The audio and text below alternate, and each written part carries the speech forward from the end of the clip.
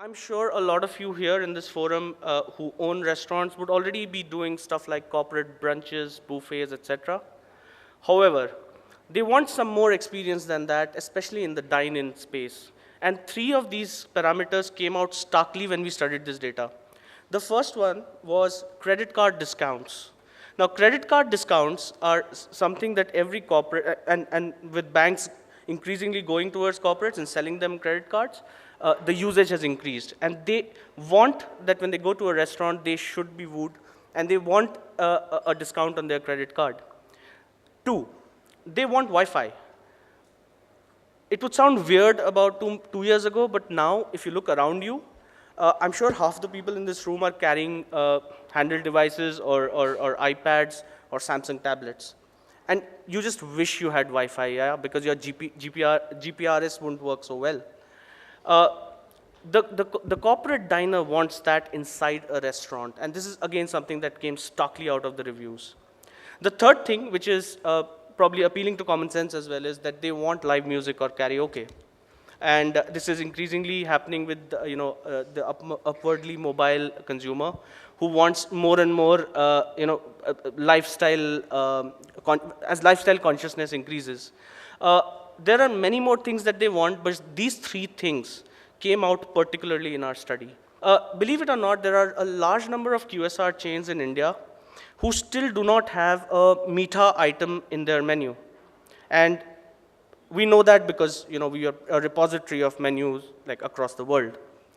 Now, a lot of these QSR chains understood this and introduced a Meetha into their menu and found that the sales of that particular item went up. This is the merchant side of the story.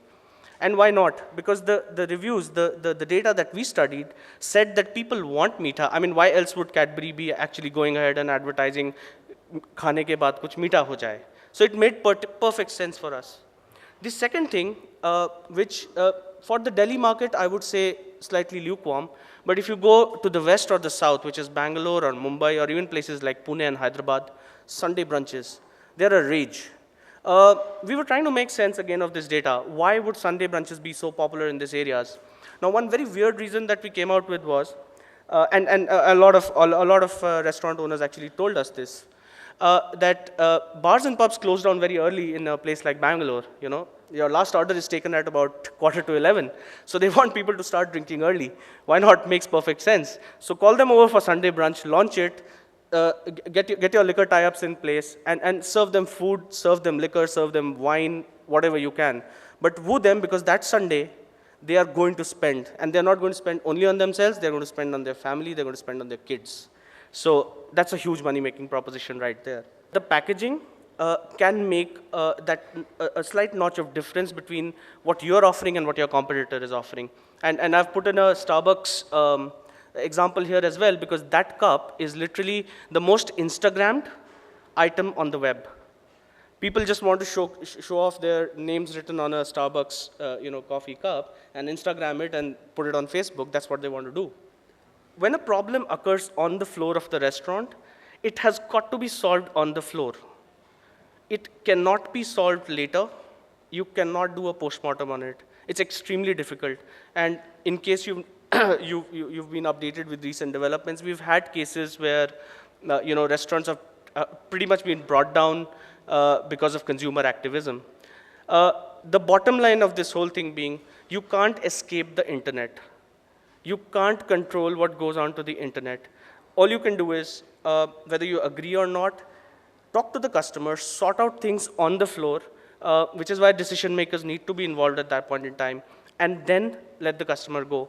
Do not expect to solve the issues later on, because the internet is a very, very powerful thing.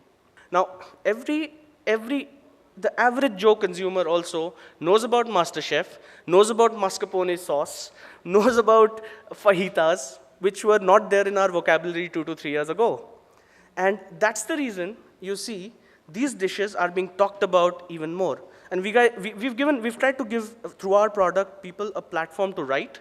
These are not food critics. They are people like you and me who go out regularly, eat, happy, not happy, come and write about it. They don't write in perfect English, but that's okay. I mean, that's fine.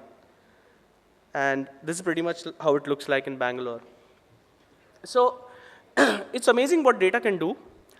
We had never ever dared to venture in the past into this data. We'd never ever dared to look because our database is huge. It spans across like 115,000 restaurants across 8 countries now. And when we dared to do it over the last 3 months, this is what we found out. We can have cuts for these across geographies. We can have it 2-tier, 3-tier. We can have it across formats if we dig deeper. But this just gives you a kind of sense of why we should rely more and more on data to take our decisions regarding consumer, what we want to do to woo them. Because this is contemporary. This is what's going on, not what we thought is going on 5 years ago. So as we get more and more data from the new countries that we're planning to launch sometime soon, we hope that our database will grow and we'd be able to come to forums like this to give you more insights about food and consumer behavior. Thank you so very much.